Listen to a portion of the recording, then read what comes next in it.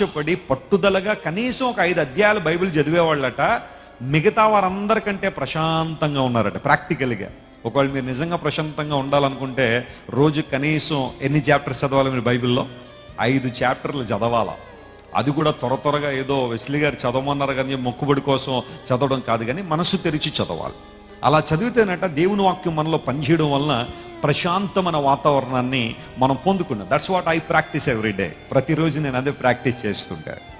5 కాదు, కొన్ని సందర్భాల్లో చాలా ఎక్కువే చదువుతాను. ఒక్కోసారి మొదలు పెట్టానంటే ఒక గ్రంథం పైన చదివేస్తుంటాను, బైబిల్ గ్రంథాన్ని. I want to practice God's peace in my life. ఎన్నో ఒత్తిళ్ళు ఉండొచ్చు, పరిచర్యలో ఎన్నో భారాలు ఉండొచ్చు, ప్రతిరోజు ఎన్నో రకాలైన సవాళ్ళు ఎదురవ్వచ్చు. కానీ వీటన్నిటిలో కూడా కొన్నిసార్లు ప్రశాంతంగా ఉండగలుగుతున్నామంటే, శాంతియుతంగా మెలగలుగుతున్నామంటే, దేవుని వైపు చూడగలుగుతున్నామంటే దేవుని లేఖనాలు చాలా ఉపయోగపడతాయి మనందరికీ కూడా.